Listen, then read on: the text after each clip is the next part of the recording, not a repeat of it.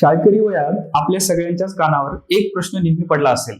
तो प्रश्न म्हणजे भारताचे दक्षिणेचे टोक कोणते?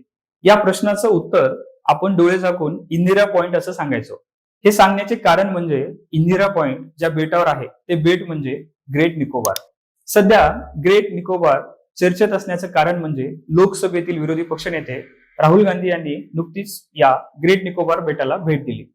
देशात उष्णतेच्या लाटांनी जगणं असह्य केलेलं असताना तिथल्या विशाल वृक्षांच्या सावलीत उभं राहून त्यांनी एक असा व्हिडिओ शेअर केला, त्या व्हिडिओची देशभर चर्चा झाली. आपण आधी तो व्हिडिओ पाहू आणि नंतर हा सगळा काय विषय आहे तो समजून घेऊ. I'm standing in the Nicobar Islands in the middle of what is easily the most beautiful forest that I've ever seen in my life. Thousands and thousands and thousands of acres of rainforest, and what is happening here is that all these trees are going to be cut with total disregard for the people who live here, with total disregard for the damage this is going to do to India's ecology. It's amazing that 160 square kilometers of this forest are being chopped up so that one businessman, Mr. Adani, can fulfill his fantasies. Just the wood here is worth lakhs of crores. And by the way, this is just the part of the forest that we were able to enter. I'd like to show you the part that we couldn't enter because it's so thick and it has so many trees. हा प्रकल्प म्हणजे केवळ विकास नाही तर भारताच्या नैसर्गिक संपत्तीची झालेली आजवरची सर्वात मोठी लूट आहे, असं राहुल गांधींच्या विधानाने देशाची सुरक्षा की पर्यावरण संरक्षण असा प्रश्न निर्माण झालाय. जवळपास 3.5 लाख लोकवस्तीचं शहर बसवण्याचा सरकारचा मानस आहे. याखेरीज संरक्षण संबंधी महत्वाच्या पायाभूत सुविधा निर्माण केल्या जाणार आहेत. मग हा प्रकल्प नेमका आहे तरी काय आणि याबाबतचे मुद्दे सगळं काही तपशीलवार आपण समजून घेणार आहोत. नमस्कार, मी श्रीकांत आणि तुम्ही पाहताय शिरस्ता. केंद्र सरकारच्या म्हणण्यानुसार हा चीनला रोखण्यासाठीचा मास्टर स्ट्रोक आहे, तर पर्यावरण अभ्यासकांच्या मते हा विनाशाचा महामार्ग आहे. पण या वादात खरंच काय दडलंय? तर ग्रेट निकोबार बेटावर राबवला जाणारा हा प्रकल्प केवळ एक बांधकाम नसून तो भारताचा आजवरचा सर्वात मोठा आणि महत्वाकांक्षी मेगा प्रोजेक्ट आहे. सुमारे 72,000 कोटी ते 90,000 कोटी रुपयांची गुंतवणूक असलेल्या या प्रकल्पाला holistic development of great Nicobar island असे अधिकृत नाव देण्यात आले. या प्रकल्पाचे स्वरूप समजून घेण्यासाठी त्या अंतर्गत येणारी 3 प्रमुख प्रकल्प पाहणं गरजेचं आहे. त्यातील पहिला प्रकल्प इंटरनॅशनल ट्रान्समेंट टर्मिनल गॅथेबिया या ठिकाणी हे टर्मिनल उभारण्यात येणार आहे. याचं महत्वाचं असं एक पोर्ट जगातील सर्वात व्यस्त समुद्री व्यापार मार्गावर म्हणजेच मलाक्का समुद्रधुनीवर मोक्याच्या ठिकाणी असेल. यामुळे दक्षिण आशियातील व्यापारावर भारताची पकड मजबूत होईल आणि सिंगापूर किंवा कोलंबो सारख्या बंदरावरील आपलं अवलंबित्व कमी होईल. यातील दुसरा प्रकल्प म्हणजे आंतरराष्ट्रीय दर्जाचं विमानतळ. केवळ प्रवासीच नाही तर लष्करी हालचालीसाठी देखील उपयुक्त ठरेल असं एक भव्य विमानतळ येथे उभारले जाणार आहे. यामुळे अंदमान निकोबार मधील एअर कनेक्टिव्हिटी सुधारेल आणि हिंदी महासागरावरील भारताची सामरिक ताकद कित्येक पटीने वाढेल. यातील तिसरा प्रकल्प आहे टाउनशिप आणि सौर ऊर्जा प्रकल्प. याच प्रकल्पाचा एक भाग म्हणून तिथे 3.5 लाख लोकवस्तीचं एक नवीन अत्याधुनिक शहर बसवले जाईल. सध्याची या बेटाची लोकसंख्या केवळ 8,000च्या आसपास आहे. तेव्हा नव्याने विकसित होणाऱ्या या शहराला आणि बंदराला वीज पुरवण्यासाठी एक गॅस आणि सौर आधारित पॉवर प्लांट देखील उभारला जाणार आहे. या प्रकल्पाचं महत्व इतकं आहे का? तर चीनवरील वचक ठेवण्यासाठी आणि हिंदी महासागराचं चीनवरच्या वाढत्या हालचालींना लगाम घालण्यासाठी निकोबार मधील लष्करी तळ महत्वाचा ठरेल. तसंच या प्रकल्पामुळे भारताला दरवर्षी कोट्यवधी रुपयांचे परकीय चलन मिळण्याची शक्यता आहे. थोडक्यात सांगायचं तर सरकार या सगळ्या बेटाला भारताचे सिंगापूर बनवू पाहत आहे. पण विषय असा आहे की याच विकासामुळे तिथल्या 160 चौरस किलोमीटर जंगलावर कुऱ्हाड चालवली जाणार आहे, ज्यावरून सध्या मोठा संघर्ष सुरू होण्याची चिन्ह आहेत. राहुल गांधी यांनी या प्रकल्पाला पर्यावरणाची सर्वात मोठी लूट असं म्हटलंय. पर्यावरणाच्या दृष्टीने देखील 3 मुख्य धोके आहेत.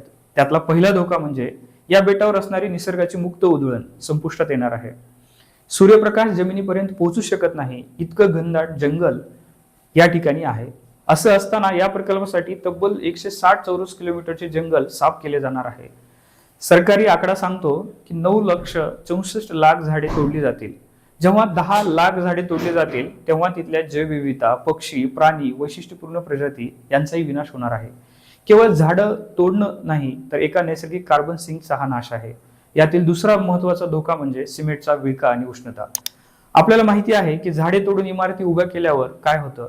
सिमेंट उष्णता धरून ठेवतं, ज्याला आपण अर्बन हीट आयलँड म्हणतो. निकोबार सारख्या शांत बेटावर 3.5 लाख लोकवस्तीचं शहर वसवणं म्हणजे तिथे सिमेंटचं जंगल उभं करणं आहे. हे शहर वसवण्यासाठी जो राडारोडा समुद्रात जाईल त्याने तिथल्या प्रवाळ गुदमरून मरतील. यामुळे समुद्री परिसंस्था कायमची धोक्यात येईल. यासोबतचा तिसरा आणि सर्वात संवेदनशील धोका म्हणजे शोम्पेन आणि निकोबारी जमाती. या बेटावर हजारो वर्षापासून राहणाऱ्या शोम्पेन आणि निकोबारी या जमाती आहेत. विशेषतः शोम्पेन ही जमात बाह्य जगापासून पूर्णपणे अलिप्त आहे. त्यांच्यासाठी हे जंगल त्यांचं घर, देव आणि सर्वस्व आहे. अचानक तिथे होणारी लाखो लोकांची गर्दी, मशिनरींचा आवाज आणि अत्याधुनिक बांधकाम अस्तित्वासाठी जीवघेणा ठरू शकते. राहुल गांधींच्या मते हा विकास त्यांच्या संस्कृतीचा बळी देऊन केला जात आहे. या प्रकल्पासोबत या जमातींची युनिक अशी संस्कृती नष्ट होण्याची शक्यता आहे. विकास असावा पण तो स्थानिक लोक आणि निसर्गाला संपवून नसावा, हाच मुख्य सूर पर्यावरणवाद्यांचा आहे.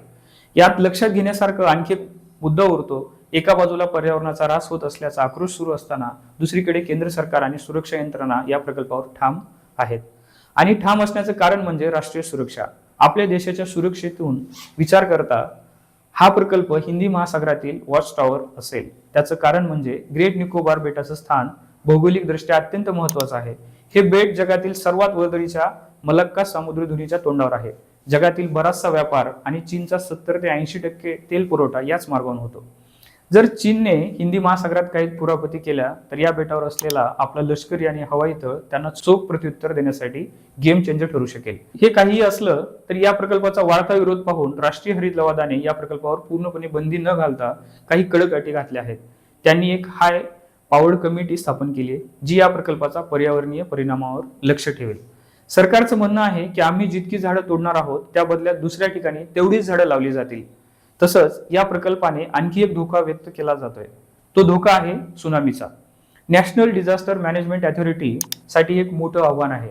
त्याचं असं कारण आहे 2004च्या सुनामीमध्ये हे बेट पाण्याखाली गेलं होतं. त्यामुळे एवढ्या मोठ्या प्रकल्पाचे डिझाईन करताना सुनामी आणि भूकंपाचा विचार केला गेला आहे का, हा मोठा प्रश्न उपस्थित होतो. यावर सरकार असा दावा करतंय की आधुनिक तंत्रज्ञानाचा वापर करून बांधकाम केलं जाईल आणि सुरक्षित असं बांधकाम करण्यात येईल. थोडक्यात सांगायचं तर सरकारच्या मते हा प्रकल्प म्हणजे केवळ पैसा कमवण्याचं साधन नाही, तर भारताच्या सीमा सुरक्षित करणारा एक अभेद्य किल्ला आहे. तेव्हा एकीकडे देशाची सुरक्षा आणि दुसरीकडे निसर्ग या दोन टोकाच्या वादात आता चेंडू तज्ज्ञांच्या आणि न्यायालयाच्या दरबारात आहे. एक गोष्ट नक्की, निकोबारचं भविष्य आता कायमचं बदलणार आहे. सामान्य माणसांसाठी आणि शेतीसाठी याचा अर्थ काय? मित्रांनो, हजारो किलोमीटरवर दूर असलेल्या अंदमानच्या बेटाचा आपल्यावर काय परिणाम होतोय, याचा आपल्याशी काय संबंध आहे, असा प्रश्न तुम्हाला पडला असेल. पण निसर्ग हा एका साखळीसारखा असतो. भारताचा मान्सून हा बंगालच्या उपसागरातून आणि हिंदी महासागरातून जन्म घेतो. ग्रेट निकोबार मधील जंगले ही केवळ झाडे नाहीत, तर ती समुद्राचे तापमान नियंत्रण ठेवणारे नैसर्गिक घटक आहेत. जर तिथली 9 ते 10 लाख झाडे तोडली जात असतील आणि समुद्रातील प्रवाह नष्ट झाले तर समुद्राच्या तापमानात बदल होईल. समुद्राच्या तापमानात झालेला अगदी 1 अंशाचा बदलही मान्सूनची दिशा बदलू शकतो किंवा पावसाचे प्रमाण अनिश्चित करू शकतो. याचा थेट परिणाम आपल्या शेतीवर होईल. कधी अतिवृष्टी तर कधी कडाक्याचा दुष्काळ हे संकट समुद्रातून सुरू होतं. आपण सध्या अनुभवत असलेली उष्णतेची लाट हे एक ट्रेलर आहे. जर निकोबार सारख्या बेटाचा पर्यावरणीय समतोल बिघडला तर संपूर्ण भारताच्या हवामानाचे चक्र विस्कळीत होऊ शकते. त्यामुळे निकोबारचा विनाश हा केवळ तिथे राहणाऱ्या लोकांचा प्रश्न नाही, तर तो आपल्या ताटातील अन्नाचा आणि शेतीच्या भविष्याचा प्रश्न आहे. राहुल गांधी यांनी या प्रकल्पाला पर्यावरणाची सर्वात मोठी लूट म्हणत आहेत, तर सरकार याला भारताच्या प्रगतीचा आणि सुरक्षेचा महामार्ग मानते.